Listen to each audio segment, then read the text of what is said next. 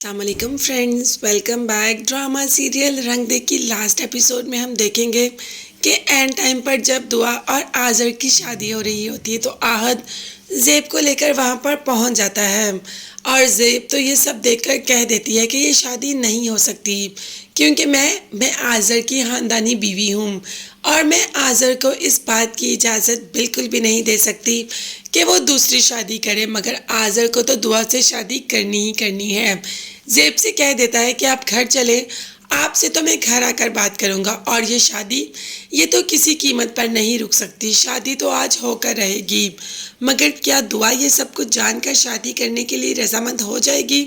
ابھی دعا سے تو کسی نے پوچھنا بھی ضروری نہیں سمجھا، ابھی تو آذر، آہد اور زیب کی ہی آپس میں گفتگو چل رہی ہے۔ آہد کہہ دیتا ہے کہ یہ شادی نہیں ہوگی، میں کبھی بھی نہیں چاہوں گا کہ دعا کی زندگی تم خراب کرو جیسے توقیر نے آنٹی کی زندگی خراب کی۔ ندرت بھی کھڑی ہو جاتی ہے اور اب سب کے سامنے توقیر اسے کہہ بھی کچھ نہیں سکتا، اسی لیے ایک زوردار تھپڑ توقیر کے منہ پر دے مارتی ہے اور کہتی ہے کہ اس نے میری ماں کو مارا، میری ماں نے اس سے اتنی محبت کی، اسے اپنا بیٹا سمجھا، اور اس نے میری ماں کو ہی مار دیا، اور اب سب جانتے بوجھتے میری بیٹی کی شادی اس عجیب سے انسان سے کر رہا ہے جو کہ پہلے سے ہی شادی شدہ ہے۔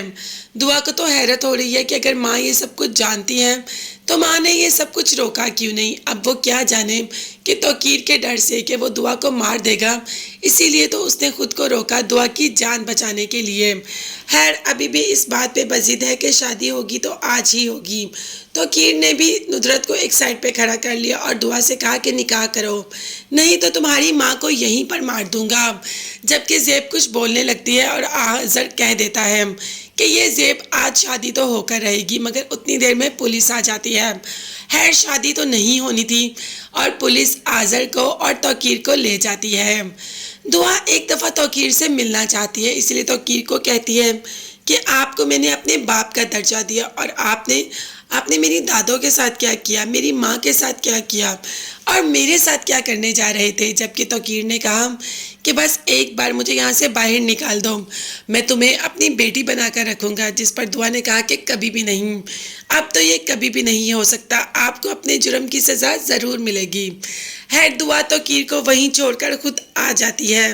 اب دعا اور آذر کی شادی تو ہو جائے گی، مگر فریال کا کیا ہوگا؟ خیر ایمن اس بات پر قائل کرنے میں طلحہ کو کامیاب ہو جاتی ہے کہ آہد کی اپنی زندگی ہے، وہ جسے پسند کرے گا اسی سے شادی کرے گا، اور اینڈ پر جا کر طلحہ بھی اس بات کو مان لیتا ہے، مگر فریال وہ تو ابھی بھی اس بات کو ماننے کو تیار نہیں ہے اور اپنی جان تک دینے کی کوشش کرے گی۔ خیر یہ کوشش تو ناکام ہوگی اور آہد اور دعا ایک ساتھ ہی ہمیں لاسٹ ایپیسوڈ میں نظر آئیں گے، مگر تب تک کے لیے آپ چینل کو سبسکرائب لازمی کر لیجیے گا، بیل آئیکن بھی پریس کریں تاکہ ہر ویڈیو آپ تک بآسانی پہنچ سکے۔ نیکسٹ ویڈیوز تک کے لیے